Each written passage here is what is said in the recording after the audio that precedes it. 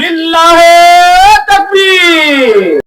পিতামাতার দোয়া বন্দুকের গুলি মিস যেতে পারে, পিতামাতার দোয়া মিস যাচ্ছেন, মাইকের আওয়াজ যতদূর পর্যন্ত যাচ্ছেন, জীবনে কোনোদিন সন্তানের জন্য বর দোয়া দিবেন না।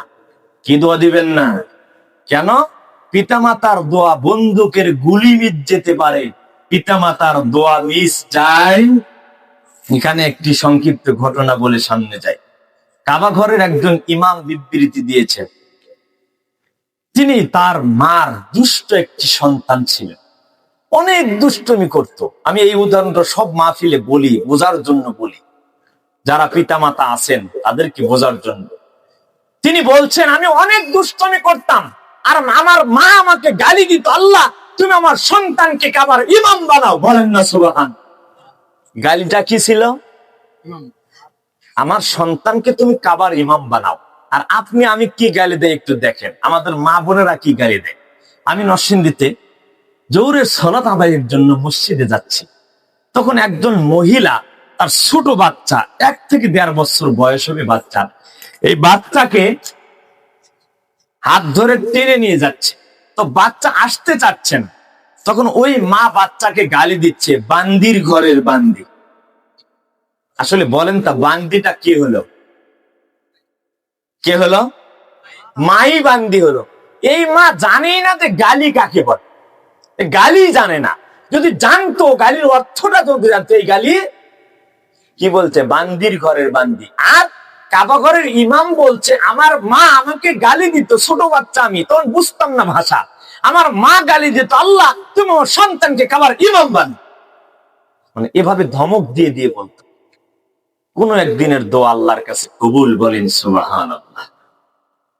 আমি বড় হয়ে এখন বর্তমান কাবার ইমাম হয়েছি। বলেন না সুবহানাল্লাহ। এই জন্য সন্তানকে খারাপ ভাষায় গালি দিবেন না, সন্তানকে বরদোয়া দিবেন না।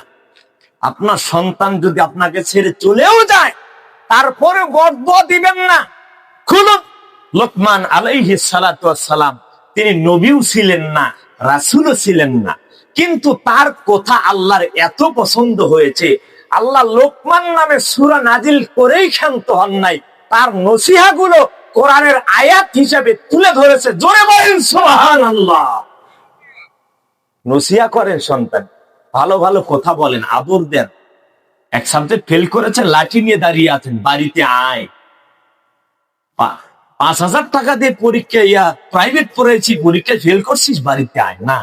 লোকমান আলাইহিস সালামের মতো বুকে জড়িয়ে ধরে বলতাম, ইয়া বুনাইয়া, হে আমার কলিজার টুকরা। আর দেখলো 10, 12, 15, 20 পৃষ্ঠার তাফসীর আছে শুধু ইয়া বুনাইয়া রে। ওদিকে যাচ্ছি না, বলছি না সন্তানকে গালি দিবেন না। জুরাইজ এর মা তৃতীয় দিন আসলেন, দরজায় লক করলেন, বাবা জুরাইজ। জুরাইজ সালাতে দাঁড়িয়ে গিয়েছেন তৃতীয় দিনও, আল্লাহকে ডেকে বলছেন, মাবুদ গো, কি বিপদে পড়েছি, 1 দিন 2 দিন 3 দিন আমার মা আসলো, এমন সময় মা উপস্থিত, আমি আল্লাহ তোমার ডাকে সাড়া দিব, আমার মার ডাকে সাড়া দিব। এই চিন্তা করতে করতে দরজা যখন খোলে না, মা চলে যাচ্ছে, আর বরদোয়া করলো, রব্বুল আলামিন আমার জুরাইজকে তুমি জেনাকারিনী মহিলার মুখ না দেখিয়ে মৃত্যু দিও না। আল্লাহর কাছে দোয়া কবুল হয়ে গেল। ওই এলাকার একটি বেশ্যা মহিলার পেটে সন্তান চলে আসলো, সন্তান ভূমিষ্ঠ হয়ে গেল। আর ওই মা বলছে, ওই বেশ্যা মহিলা বলছে, আমার সন্তান হলো অমুক জুরাইজের। বলেন নাউজুবিল্লাহ। মিথ্যা অপবাদ দিল। এলাকার লোক লাঠি নিয়ে দৌড়ে গেল, লাঠি খাটা নিয়ে দৌড়ে চলে গেল। বাংলা ভাষা বলছি, জুরাইজের মাটির ঘর ভেঙ্গে চুরে দিল, ইবাদত খানা ভেঙ্গে দিল, জুরাইজকে মারধর করলো। জুরাইজ বলছে, দাঁড়াও, আমাকে একটু ওজুর পানি দাও, আমি 2 রাকাত সালাত আদায় করতে চাই। হুজুর পানি দেওয়া হলো, জোরাইস সালাতে দাঁড়িয়ে গেলেন, সিজদায় চোখের পানি ফেললেন, বলছেন মাবুদ গো, আমি তো এই অন্যায় করি নাই, আজকে কেন এর শাস্তি আমাকে পেতে হচ্ছে? আল্লাহ দেখে বলছেন, জোরাইস আমার করার কিছু নাই, তোমার মায়ের দোয়া আমি আল্লাহর কাছে কবুল। তবে জোরাইস শুনে রাখো, আমি রব্বুল আলামিনের ওয়াদা, যেই ব্যক্তি আমি আল্লাহর ইবাদত করবে, তাসবিহ তাহলিল বলবে, সালাত আদায় করবে, সিয়াম রাখবে, আমি আল্লাহকে বেশি বেশি ডাকবে, আমি রব্বুল আলামিন ওয়াদা দিয়েছি, সেই ব্যক্তির ইজ্জতের হেফাজত আমি আল্লাহ নিজেই করে দিব। বলেন সুবহানাল্লাহ। কিছুই করার নাই, তোমার মায়ের দোয়া আমার কাছে কবুল। জেনাকারী মহিলার মুখ দেখাতে হবে, তবে শোনো, তোমার ইজ্জতের হেফাজত আমি আল্লাহ অবশ্যই করব। তুমি সালাম ফেরো এবং ওই সন্তানের দিকে ইশারা করে জিজ্ঞাসা করো, ওই সন্তানের বাবাকে আমি আল্লাহ সন্তানের জবান খুলে দিব, সন্তান বলে দিবে আর বাবাকে বলেন সুবহানাল্লাহ। কোথা যাকাস তাই জোরাইস সালাম ফিরে দিলেন, সন্তানকে ইশারা করলেন।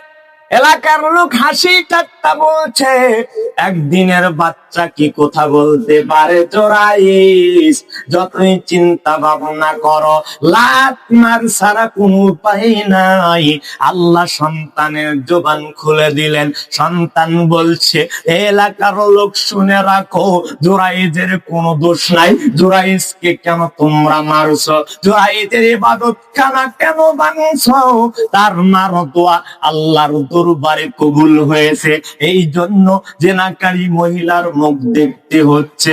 কিন্তু এই অপরাধ জোরাইস করে নাই, আমার বাবা জোরাইস নয়, আমার বাবা অমুক রাখাল।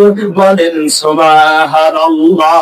এলাকার লোক দৌড়িয়ে চলে আসলো, জোরাইসের পায়ে পড়ে গেল, কেউ হাতে ধরলো, কেউ পায়ে ধরলো, কেউ গালে চুমো খেতে শুরু করলো। জোরাইস অন্যায় করেছি, অপরাধ করেছি, আমাকে ক্ষমা করে দাও। আল্লাহ ডেকে বলছেন, জোরাইস যেই ব্যক্তি আমি আল্লাহর ইবাদত করবে, তাসবিহ তাহলিল সালাত সিয়াম আদায় করবে, জোরাইস তুমি তো ইবাদত গুজার একজন বান্দা ছিলে, আমি আল্লাহ তোমার ইজ্জতের হেফাজত করব না, এটা আমি আপনার ওয়াদা। জোরাইস শুনে রাখো। এলাকার লোক বললেন, জোরাইস আমরা অন্যায় করেছি, অত্যাচার করেছি, তোমার মাটির ঘর ইবাদত খানা ভেঙ্গে দিয়েছি, আমরা ওয়াদা দিচ্ছি তোমার ইবাদত খানাকে আমরা স্বর্ণ দ্বারা গড়ে দিতে চাই। বলেন সুবহানাল্লাহ, বিল্লাহে তাকবীর। ভেঙ্গেছে মাটির ঘর, গড়ে দিতে যাচ্ছে স্বর্ণ দ্বারা। জোরাইস বলছে, না না, প্রয়োজন এটা আমার নাই, আমার যেমন ঘর ছিল তেমন করে দাও। আল্লাহ দেখে বলছেন, জোরাইস তোমার ইজ্জত নষ্ট হয় নাই, বরঞ্চ এলাকার লোক এমন ইজ্জত তোমাকে দিয়েছে, তোমার মাটির ঘরের বিনিময়ে তোমার ঘরকে স্বর্ণ দ্বারা গড়ে দিতে চাই। বলেন সুবহানাল্লাহ।